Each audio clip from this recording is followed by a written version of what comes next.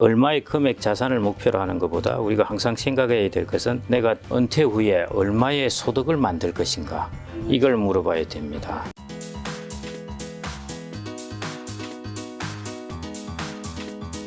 자, 오늘 대표님과 은퇴 어떻게 좀 준비할 것인지랑 지금 또 부동산 시장에도 여러 가지 변화가 있는데 그 이야기 여쭤보려고 하는데요.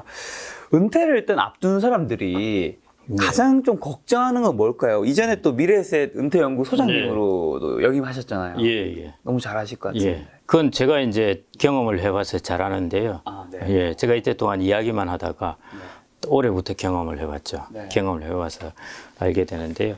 뭐 가장 걱정하는 것은 무엇보다도 이제 월급이 없어지니까 네. 그 월급을 어떻게 만들어낼까, 그 부분이 제일 큰 걱정입니다. 네. 그러니까 뭐 돈이죠, 쉽게 말해서. 돈. 예, 그거는 뭐 어느 나라도 마찬가지인 것 근데 같고요. 사실 대표님은 미래에셋 자산운용, 그다음에 거기 미래에셋 캐피탈, 미래에셋 은퇴연구소장 다 이제 월급쟁이로서 네, 어떻게 보면 네. 직장인으로서는 끝판까지 네. 가셨기 때문에 네. 대표님은 그 걱정은 솔직히 일반인이 하는 걱정과 좀 다른 네. 거 아닌가요? 뭐 저도 걱정을 하죠. 하고요. 네. 그 일반인들은 뭐 당연히 이제 그런 쪽, 저도 일반인입니다. 네. 일반인이라서. 아니, 저 공무원분들 우리 연금 아주 많이 받는다고 그러지 않습니까? 네. 근데 그 고위공무원 지내시는 분들, 뭐 그런 분들도 어디 가서 큰 돈을 벌지 않는 한은요. 네. 퇴직하고 나셔가지고 되게 그 모임 같은데 이런데 조금 이렇게 회비가 월 1만 원만 올라가도 잘 안 나오시고 그럴 정도로. 고위 공무원 하셨던 분이 예. 정말요? 예. 그 뭐 이제 어디 큰 돈을 어디 로펌이 나가서 그렇게 벌지 않는 한은 그 연금이라는 액수도 그렇게 아주 많은 건 아니니까요. 그만큼 이제 은퇴 이후에 그 캐시플로우라는 게 들어오고 안 들어오고가 예, 어느 나라나 그게 이제 제일 첫 번째 중요한 부분입니다. 예. 그러면 이제 그 걱정하시는 분들이 아마 대표님 만나 뵐 때마다 그런 질문 하셨을 것 같아요. 지가 금융자산 합해서 네. 얼마 정도가 되면 노후에 충분하는지 이거 여쭤볼 네. 것 같은데 예. 그래도 대표님 자료 좀 찾아보니까 요걸 물어보는 게 잘못이라고. 뭐 잘못은 아닌데요. 잘못된 뭔가 이제, 질문이라고. 예. 그 잘못된 건 아닌데요. 이제 이런 거죠. 5억이 있으면 될까? 뭐 예를 들어 이제 2000년 초반 내지는 뭐 2000년 초반 정도 같으면요. 5억만 있더라도 1년에 이제 이자로 한 4천만 원 이상이 나오게 되거든요. 예. 그때는 사람들이 5억 얼마 있으면 되겠냐 해서 5억이면 되겠지. 거기다 국민연금 더하면은 충분히 되겠네. 했는데 이제 금리가 뚝 떨어져 가지고 지금은 또 좀 올랐습니다만은 금리가 1% 되니까 이제 1년에 500만 원밖에 안 나오거든요. 그래서 이제 이 자산을 목표로 할 때는 그 어디나 이제 그 마찬가지입니다. 우리가 얼마의 금액 자산을 목표로 하는 것보다 우리가 항상 생각해야 될 것은 내가 또 은퇴 후에 얼마의 소득을 만들 것인가. 이걸 물어봐야 됩니다. 예, 예를 들어 뭐 500만 원 소득을 목표로 한다. 이런 식으로 해서 그 소득을 목표로 해서 이제 내가 자산을 얼마 가질 것인가 하는 것이고요. 그러다 보면은 소득을 목표로 하는 소득은 잘 안 변하거든요. 예를 들어 어느 날 500만 원 하다가 야, 내 가만히 있어봐 300만 원을 할까? 뭐 이러지는 않으니까요. 근데 이제 금리나 수익률에 따라서 자산은 왔다 갔다 할 수 있습니다. 예, 금리가 낮으면은 더 많은 자산을 필요로 하게 될 거고 높으면은 더 적은 자산을 가지고 있어도 될 거고 뭐 이렇게 되니까요. 그래서 결국 제일 먼저 머릿속에 넣어야 될 것은 내가 퇴직 후에 혹은 은퇴 후에 얼마의 돈이, 얼마의 소득이, 월급이 있어야 되는가 하는 것, 이걸 먼저 상정을 해야 됩니다.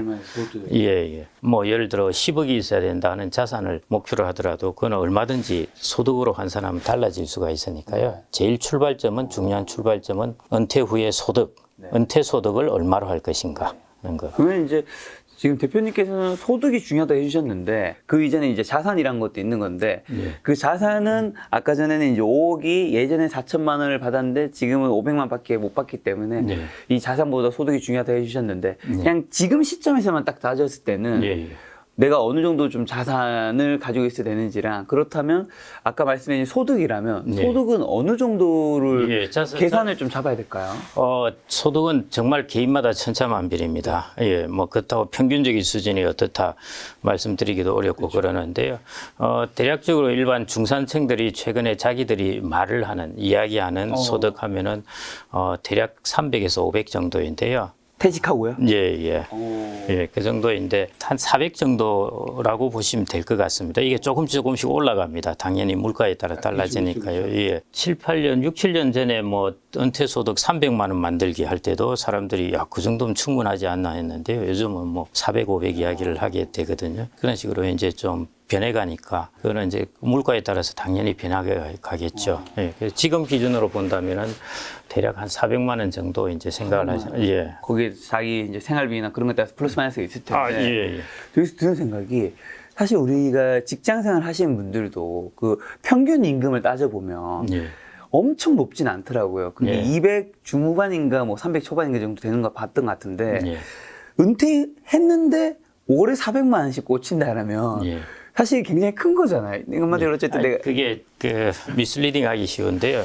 최저임금만 가지고 계산해도 사실은 소득은 그 정도 이상은 나오거든요. 네. 예, 그렇기 때문에 이제 우리가 그 소득의 분포라는 것도 있고 그러는데요. 그렇죠. 이제 분포가 좀 이렇게 쏠려 있습니다. 예를 들어 우리가 그 거의 중소기업의 근로자의 비중이 한 88%라고 그러지 않습니까? 이제 대기업하고 또 차이가 있고 이러다 보니까 이제 임금 차이도 크죠. 그러다 보니까 이제 소득이 이렇게 좀 꼬리를 길게 쭉 분포로 있으니까 그 중간을 하니까 되게 낮게 나올 수가 있는데요. 그 200만 원은 좀 전의 이야기고요. 지금 이제 우리가 최저임금 오른 것만 해도 지금 벌써 몇 년 전이지 않습니까? 최저임금으로만 그 일을 해서 한 달에 한 200 정도. 예, 예, 그 정도는 되는 것이거든요. 그렇다면 우리나라의 평균적인 사람들이 다 최저임금에 생활을 한다니까요. 그 정도는 아닌 거고요. 그보다는 높다고 보시면 될 것 같습니다. 예. 왜냐하면 도시 근로자 이렇게 뽑아보면 또 더 높아지거든요. 그렇죠. 예. 농촌에 있는 사람도 있고 이건 이제 다 포함해서 그렇다 보니까 그러는데요. 그거보다는 당연히 높다고 생각하시면 될 것 같고요. 예. 그럼 이 400만 원 정도로 우리가 데이터로 그냥 기준을 잡았다면 편하게 1인 근로자하고 근로자 1인당하고 가구 소득하고 또 구분을 해야 됩니다. 네. 아, 요건 어떤 기준인 거죠? 이건 이제 근로자 1인인데요. 네. 예를 들어 200만 원을 받는 근로자가 가구에 2명 부부가 있다면은 가구 소득은 400만 원이 되죠. 네. 예. 그쵸. 그래서 예. 근데 요즘은 이제 맞풀이 많이 하시잖아요, 사실은. 그래서 가구 소득으로 보면은 그거보다는 다 많다고 보시면 될 것 같습니다. 그럼 아까 말씀해 주신 이제 네. 은퇴할 때 400만 원은 1인 기준으로 말씀해 주신 건가요? 가구 가구로. 기준입니다. 가구면 예, 예. 아이 그러면은 곱하기 2하면은 800만 원인데 이건 뭐 웬만한 럭셔리한 생활을 하는 거죠. 예, 가구 그러면 기준입니다. 이 400만 원 기준으로 했을 때는 예. 그 대표님의 말씀에는 은퇴한 이후에도 어느 정도 일을 하면서 이 400을 보충해야 되는 건가? 아니면 일을 안 하면서 이 400만 원이 나올 수 있는 그런 파이프라인을 만들거나 뭐 자산을 다 놔서 거기서 배당이 뭐가 나와 있는 건가요? 저는 그 기본적으로는 이제 일을 하는 기간이 길어야 한 70 정도이거든요. 그 중에서도 한 60대 넘어가면은 취업 시장에 있는 사람들이 한 30%이 정도이니까요. 나머지는 이제 취업을 안 한다는 뜻이거든요. 그렇기 때문에 기본적으로는 자기가 근로소득 없이 자기가 모아놓은 금융소득으로 만들 수 있는 금액이 대충 이렇게 만들어 놓으셔야 되고요. 그 다음에 이제 근로소득은 한 60대 10년 동안 우리가 퇴직을 보통 만 62정년이라고 그러고 이제 대부분 일을 오래 해도 보통 한 70까지 하거든요. 그 10년 동안 근로소득이 있으면은 자기가 모아놓은 금융자산을 빨리 이렇게 안 뺐어도 됩니다. 예, 그런 면에서는 근로소득이 상당히 스페어 타이처럼 중요한 역할을 하는 거죠. 한마디로 근로소득을 내가 일할 수 있는 나이 때까지 최대치로 좀 일을 하고 근데 그 내가 일을 그만두기 전에는 금융소득은 만들어 놓고 그만둬야 금융소득을 이제 400만 원 해놓고 플러스 근로소득 알파라고 하시면 될 것 같고요. 금융소득 안에 사실은 국민연금이 들어가기 때문에요. 한 150만 원 잡는다 그러면은 물론 지금은 평균적으로 한 90만 원 정도 수령인데 평균 수령액은 근데 이제 그것도 분포가 있으니까요. 그래서 중간값이나 대충 이렇게 보면은 보통 직장 좀 다니시고 하면은 뭐 한 150 정도 이렇게는 됩니다. 100에서 150 사이고, 저희들 세대 같은 경우가 한 180 정도 받는다고 보면 되거든요. 그러니까 이제 조금, 이제 풀로 다, 상한 제일 높은 수준으로 들어간 것이 이제 그 정도 수준이니까요. 그러면은 150 정도 잡으면 한 250을 더 충당하면 되거든요. 예. 그 정도 같으면은, 가능은 집 좀 있고 하면은 가능은 합니다. 예.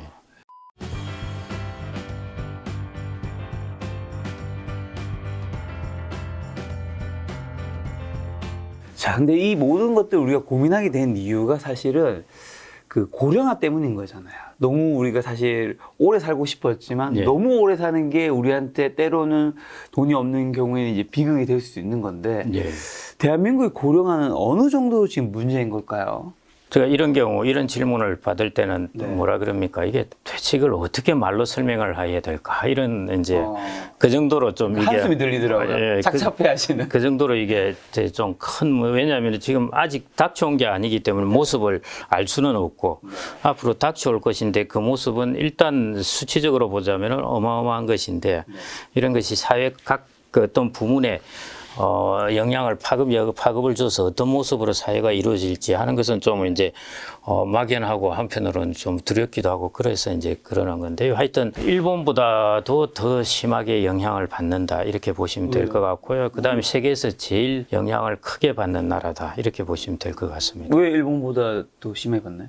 그건 이제 우리가 고령화라는 게 전반적으로 그 젊은 사람하고 나이 든 사람의 이제 인구의 비율 이게 중요하거든요. 그렇죠. 예를 들어 나이 든 사람 숫자가 많아지는데 젊은 사람 숫자가 더 많아지면 괜찮아요. 좋죠. 예. 그러기 때문에 예를 들어 나이 든 사람 숫자는 일정한데 젊은 사람이 확 줄어버린다든지 이것도 문제거든요. 지금 문제가 이제 이 비율을 봐야 되는데요.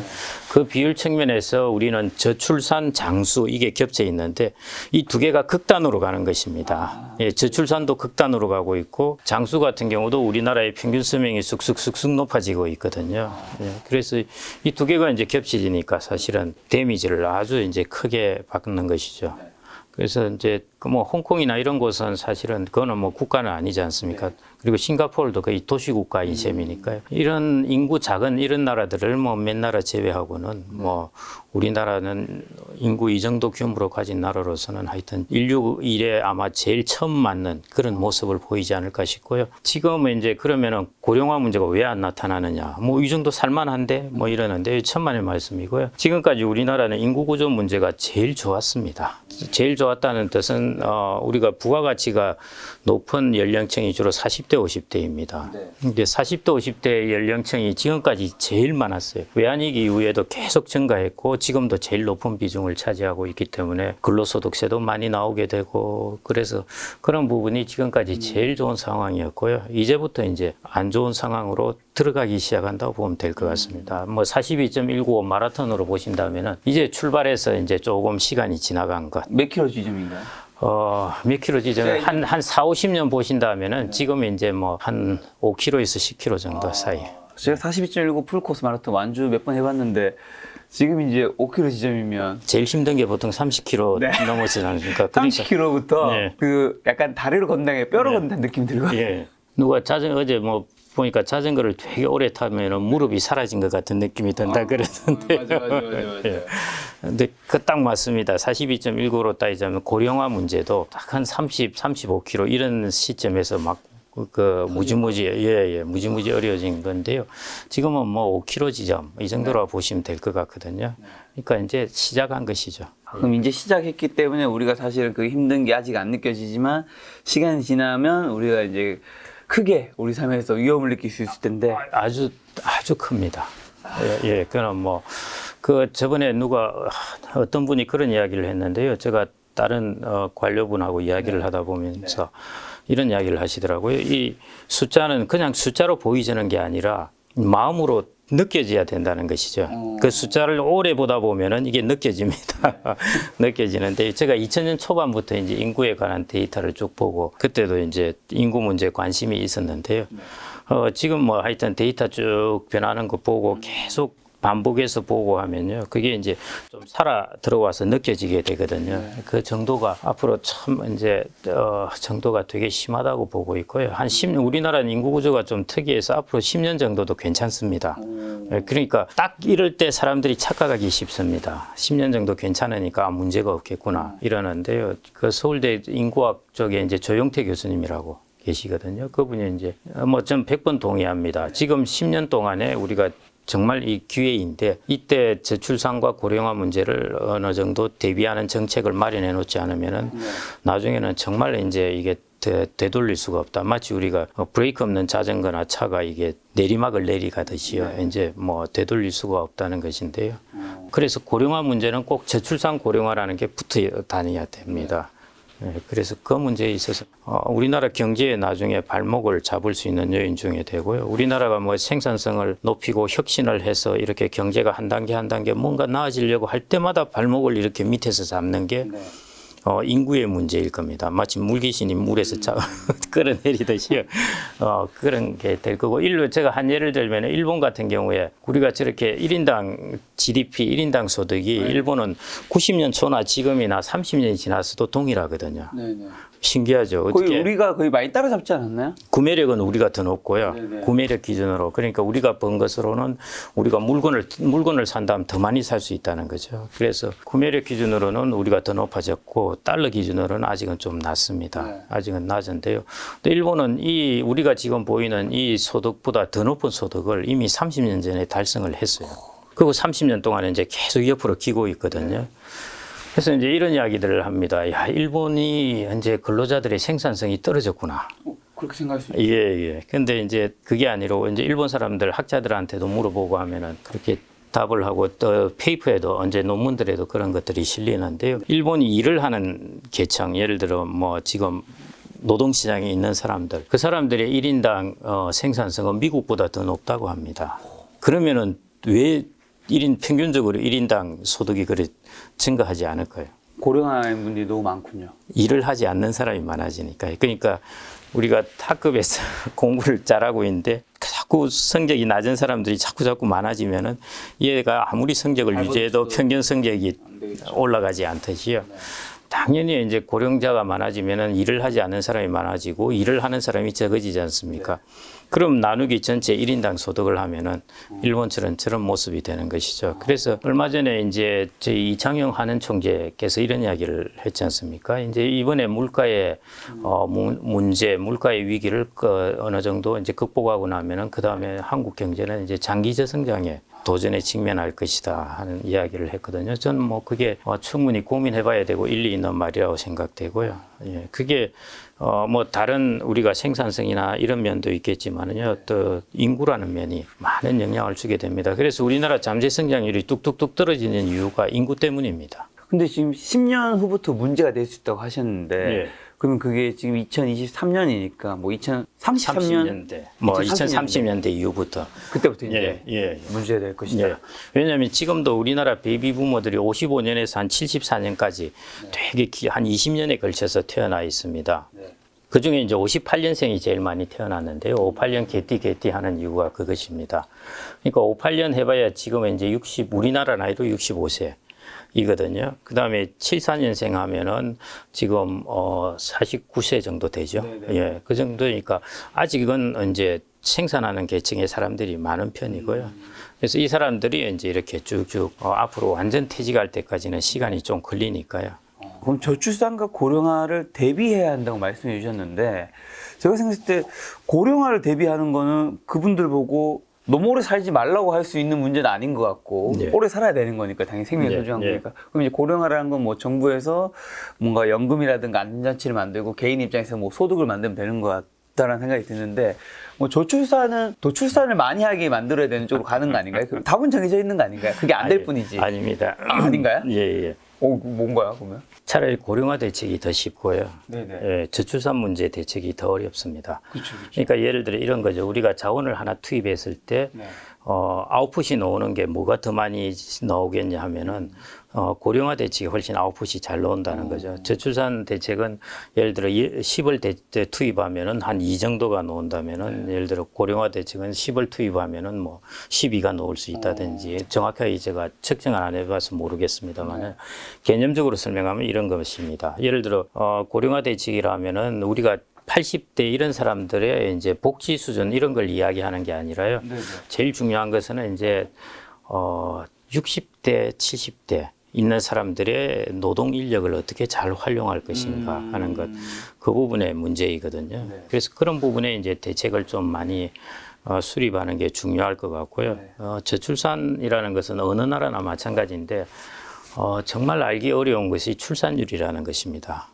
예를 들어 우리나라가 한국 동란 이후에 이렇게 갑자기 베이비 부모가 있다가 갑자기 또 부모가 또 확 줄어들어가고 엄청난 초저출산이 되고 또 아마 초저출산이 된다고 해서 일본도 그렇고 뭐 이제 일본 열도가 사라진다 뭐 이런 이야기하고 뭐 이러는데 좀 있으면 또 출산율이 또 어느 순간 높아질지도 모릅니다. 그래서 그 출산 쪽의 전문가들은 한마디로 출산율의 장기 전망은 누구도 모르겠다는 것입니다.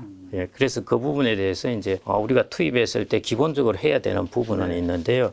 그 부분에 너무 많은 자원을 투입하고 그 다음에 고령화 대책에 있어서 자원을 별로 투입하지 않고 하는 것보다 일단 우리가 지금 당장 아까 제가 10년 정도가 중요하다고 그랬지 않습니까? 그런 부분에 있어서는 고령화 정책. 예, 그 부분의 대책을 더 세우는 게 상당히 중요할 것 같고요. 저출산 대책에 대해서는 상당히 오랫동안 사실은 많은 자원도 투입했고 많은 처방도 했었죠. 그런데 뭐 그 처방의 방향이 틀렸다, 뭐 이렇게 뭐 그래서 다르게 해야 된다, 뭐 이렇게 하는데요. 예, 그렇게 만만치는 않습니다.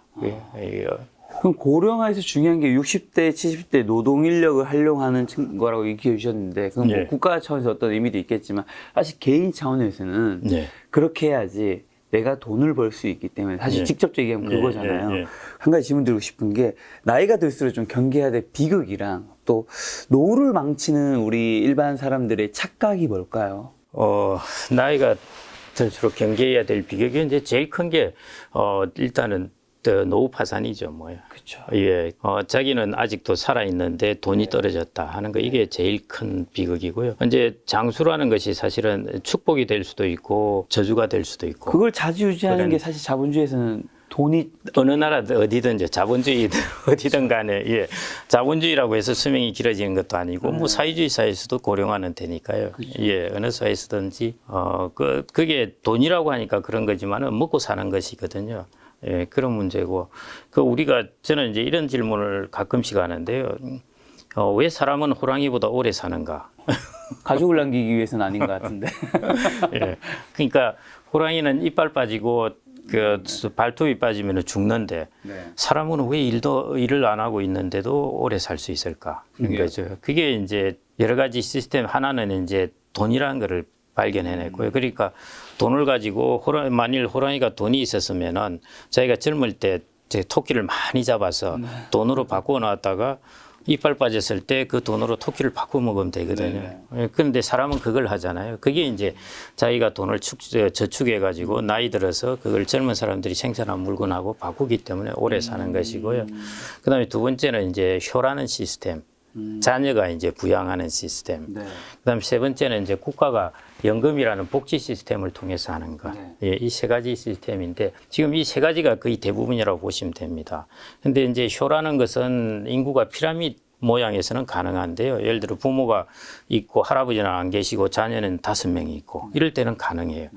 그런데 이제 할아버지, 할머니, 뭐 외조부, 외조모 뭐 다 살아 계시고 밑에 자녀들은 이제 한 명씩 나고 이러면은 역 피라미드라고 그러죠. 이런 구조에서는 효라는 시스템이 이거는 뭐 그 사람의 어떤 의무를 떠났어요. 그거는 젊은 사람들도 살아야죠. 그러니까 이런 시스템이 유지될 수가 없습니다. 그다음에 이제 국가의 연금 시스템도 지금 보면은 자꾸 줄어들고 있거든요. 왜냐하면 국가가 연금을 유지하려는 것은 결국 젊은 사람들에게 세금을 받아서 나이 든 사람에게 이제 서브시디를 해주는 건데 아까처럼 인구가 피라미드 때문에 어려우니까요. 그러니까 세 가지 시스템 중에서 자기가 돈을 축적해서 준비한다.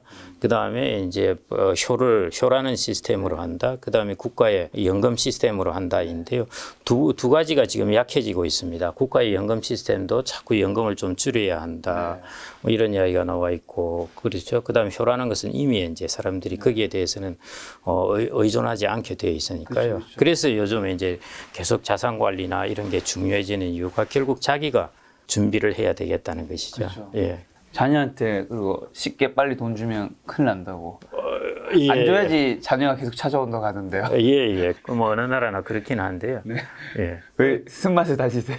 아니요, 저는 이제 그 경제학자들이 연구를 해보면은 일종의 예를 들어 자녀가 하나 있을 때 부모에게 잘하느냐, 2명이 있을 때 잘하느냐 보면은 당연히 2명이 있을 때 잘합니다.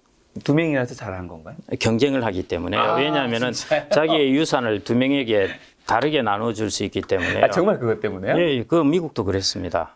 예. 근데 한 명이 있으면은 저건 나한테 다 들어올 거라고 생각을 하기 때문에요. 예, 그래서 이제 그렇게 잘 안 한다는 거죠. 그 다음에 또 하나 예를 들자면은 연금을 많이 받는 사람하고 큰 집을 갖고 있는 사람하고 집을 여러 채 갖고 있는 사람하고 자녀가 어디에 누구를 자주 방문할 것인가. 당연히 집 여러 개. 그렇죠. 왜 그럴까요? 연금은 내게 될 수 없어요. 그러니까요. 똑같이 이제 그런 부분이 있습니다. 그래서 근데 저는 이제 그걸 가지고 재산이나 자산을 가지고요 자녀를 컨트롤하라는 건 전혀 그런 거는 안 맞는 이야기이고요. 제가 말씀드리고 싶은 것은 나이가 들면 가치가 어디 있을까? 자기의 가치는 예를 들어 나이 75세 되신 분이 있다고 그러면은 자기의 가치는 어디에 있을까요? 제 사랑하는 와이프, 자녀, 건강, 행복, 돈은 뭐 당연히 이제 내가 먹고 사는 거 문화생활만큼 없으면 안 될 거 같고. 그래서 이제 예를 들어 어떤 사람이 재산이 하나도 없고 소득도 적다는 사람의 다른 사람이 보는 가치하고 그다음에 그 사람이 재산도 많고 소득도 어느 정도 있다고 할 때 다른 사람들이 보는 그 사람의 가치는 다르겠죠. 달라지겠죠. 네. 근데 젊을 때를 한번 생각을 해보시죠. 우리가 고등학생이 있다 혹은 20대가 있다 할 때 그 사람을 볼 때 사람들이 그 사람을 어떤 것으로 가치를 책정하겠습니까? 그 사람의 잠재성이죠. 네네. 예, 미래를 보고 잠재성을 가지고 젊은 사람들은 가치를 평가합니다. 근데 나이 든 사람들은 그 사람의 미래를 보고 가치를 평가 안 해요. 지금 가지고 있는 것으로 가지고 평가를 하거든요. 패를 보자면은 젊은 사람들은 포카패에서 무슨 패가 들었는지 모르는 사람이고 이 사람은 메이드된 패라서 다 알고 있는 패입니다. 근데 메이드된 패가 꽝인 걸 들고 있으면 비유 너무. 예, 당연히 그렇죠. 그래서 나이 들어서의 가치는 자기가 가진 것으로 결정이 돼요. 젊은 사람들은 자기의 잠재성으로 결정됩니다. 그래서 옛말에 마당에 뛰어노는 애 함부로 하지 마라는 이야기가 있습니다. 그 뛰어노는 애가 나중에 뭐 재벌이 될지 대통령이 될지 누가 알겠습니까? 네. 근데 좀 뭐한 말이지만은 뒷방에 있는 늙은이는 사람들이 잠재성 때문에 그런 겁니다. 근데 뒷방에 있는 늙은이인데 재산을 많이 가지고 있다 하면은 그걸로 가지고 가치를 평가받게 되거든요. 그래서 저는 나이 들어서의 가치는 자기가 가진 것에 의해서 좀 속되지만은 그렇게 가치를 평가받기 때문에 자녀에게 그걸 준다는 것은 자기의 가치를 주는 것입니다. 네. 자녀에게 다 주면 자기의 가치는 제로가 돼요. 자기의 가치가 제로가 되면은 그때부터 자기의 주체성은 제로입니다. 끌려가는 삶을 살아야 되니까요. 그래서 저는 주체적인 삶을 살아라고 말씀드리고 싶지 자녀가 이럴 거니까 내가 주면은 자녀가 안 하겠지 이런 생각은 전제조차 하시지 말고요. 자녀와 부모는 서로 믿어야 돼요. 어떻게 그 관계를 그런 식으로 컨트롤을 합니까? 서로 믿음은 유지를 당연히 하는 것이고 부모는 자녀를 믿는 것이고 자녀도 부모를 믿는 것이죠. 예. 당연히 믿음의 관계는 가지는데 자기가 어떤 자산 관리를 함에 있어서 부모는 자기가 죽을 때까지 자기의 주체성을 가져야 됩니다. 그 주체성을 가지려면 아까처럼 자기의 가치가 있어야 되고 자신의 가치가 있으려면은 자기의 자산을 가지고 있어야 되고요. 그래서 제가 이제 그런 것 때문에 자녀에게 젊었을 때 뭐 70대 이런 때 자기의 돈을 물려준다든지 뭐 이런 부분이 되게 좀 그 남자들은 잘 안 그러는데요. 이제 엄마들이 잘 그럽니다. 그래서 제가 엄마들이 왜? 이제 엄마들이 자녀에게 잘 빨리 물려주고 싶어요. 그렇죠. 네. 엄마는 자녀가 나의 완전 분신이니까. 네, 맞습니다. 그러기 때문에 나중에 저도 이제 저희 교회에서 어떤 한 나이 드신 분이 와서 이제 그 나이 드신 분들을 모아놓고 좀 강의를 한번 해달라고 그러시면서 하는 이야기가 자기 친구가 있는데 아이에게 재산을 자녀들한테 먼저 주고 지금 너무 힘들게 살아가지고 옆에서 보니까 불쌍해 죽겠다는 것입니다. 그래서 다른 사람도 이런 일은 없어야 될 것 같아서 좀 그런 이야기를 좀 해달라고 그런 이야기를 하시더라고요. 진짜 너무 좋은 말씀 같아요. 나이가 들수록 잠재성보다는 내가 가진 것에 의해서 평가받습니다. 평가받을 수밖에 자기의 없는 가치가 게... 그렇게 결정이 됩니다. 우리가 저 옵션을 생각하시면 되는데요. 우리가 옵션의 가치에서 시간 가치가 많이 들어가 있지 않습니까? 만기가 되면 시간 가치는 없어집니다. 젊었을 때는 시간 가치가 자기의 옵션의 가치가 있는 거고요. 나이 들어서는 이제 옵션 만기가 다 되어서 갑자기 브랜드 40대 제가 초반인데 좀 뭔가를 더 가져야 되겠다라는 생각. 아닙니다. 지금 수명 요즘은 이제 장수 사회고 이제 앞으로는 나이 70까지도 건강하실 거예요. 아, 요즘 평균 수명 몇 세라고 하나요? 평균 80세라고 수명. 들었는데 계속 더 높아지고 있어요. 예, 계속 높아집니다. 그래서 이제 뭐 계속 업데이트하기도 귀찮고 대충 뭐 몇 살쯤 되겠지 하는 거고요. 지금 세상을 떠나시는 분들 보면은 제가 이제 부고를 계속 받아보면서 문자로 보면은 여성분들은 대충 95세 전후입니다. 진짜 오래 사시네요. 예, 예. 남성분들은 그거보다 한 7, 8년 정도 적다고 보면 되고요. 왜 항상 남자가 여성분보다 빨리 돌아가실까요? 항상 궁금하더라고요. 그게 이제 여러 가지 설이 있는데 그거는 뭐 세계적으로 그러니까요. 그러니까 문화적 환경이나 이런 것 때문은 아닌 것 같고요. 유전적인 요인이 뭐 제일 큰 것 같습니다. 남자들은 여성들에 비해서 여성들은 아시다시피 우리가 회사 다니다가 사무실 쫙 점심 먹으러 나오고 하면은 저 보는 게 그렇거든요. 야, 여자들은 왜 저렇게 항상 즐거울까? 막 이야기도 하고 팔짱 끼고 다니잖아요. 하고 밥 먹으러 다니면서. 원래 마음이 좀 즐거워요, 항상. 항상 마음이 좀 즐겁고 그래야 자녀를 키우는 데 있어서도 자녀를 잘 키울 수가 있죠. 항상 회의적이고 쇼펜하우어 같이 막 이런 사람이 여성 같으면 애가 제대로 클 수가 없죠, 뭐요. 내가 애를 왜 키우나 뭐 이런 고민을 하게 될 테니까. 그러니까 여성들은 그 기본적으로 스트레스에 강한 그런 조금 유전적인 특성을 갖고 있고요. 거기에다가 조금 남성들에 비해서 조금 더 낙천적이고 조금 행복감을 느끼고 그래서 보통 보면은 가정이 파산을 했을 경우에 남자들은 그때부터 손 든답니다. 손을 들어버리고 홈리스로 나가고 막 이러는데 그 가정을 지키면서 다시 복구하는 것이 이제 여성들이 복구를 한다고 그럽니다. 그런 이제 강한 그런 대응력이 있는 것이고요. 강원랜드 거기에 이제 조사를 해보니까요. 여성이 와서 도박을 해서 탕진한 경우 부부가 있는데 그러면은 남자는 이혼하고 떠난대요. 근데 남성이 와서 이제 도박을 하다가 막 파산을 하고 뭐 이러면은 그 여성이 그렇게 이혼은 그렇게 남성만큼 그렇게 잘 하지는 않는답니다. 그래서 그런 특징들 이 때문에 이야기의 아마 결론은 대한민국 남성분들은 여성분들한테 잘합시다. 아니 그 뭐 어느 나라는 좀 그런 특징을 갖고 있고요. 그거 이제 여성들이 수명이 긴 이유가 아마 그런 데 있지 않나 그렇게 생각이 들고요. 그래서 100세 시대 하면은 남성분들도 덩달아서 나도 오래 살 거라 생각하는데요. 100세 이상 사람들의 거의 95%그 정도가 여성입니다. 예. 그리고 수명이 높아질수록 그 남성의 비중은 팍팍 줄어듭니다. 예. 거의 뭐 8.5 대 1.5 정도의 비율로 80대 후반부터는 여성의 비율이 높다고 보면 되고요. 그럼 한날 한시에 같이 이제 세상으로 떠나고 싶은 분들은 그 연상 누나를 만나야 되겠네요, 남자분들은. 그렇죠. 한 10살 정도 차이. 10살. 예. 보통 8살 정도 차이인데요. 제 나이에서 10살은 50대인데. 8살 정도 차이인데요. 아직 제가 결혼을 못해서. 그건 안 될 것 같습니다. 저희 할머니 때도 그랬고 저희 어머니 때도 그렇고 보통 보면 여성이 혼자 홀로 10년 정도를 삽니다. 예, 그게 보통 평균적인 그것인 것 같고요. 그래서 이제 여성들도 제가 이제 여성분들에게 이야기할 때는 홀로 있을 10년도 잘 준비를 해야 된다는 것. 남자들이 뭐 그것까지 챙겨주진 않으니까요. 예. 홀로 있어 10년. 예. 미래의 제 그분을 위해서 열심히 지금 일하도록 하겠습니다. 예.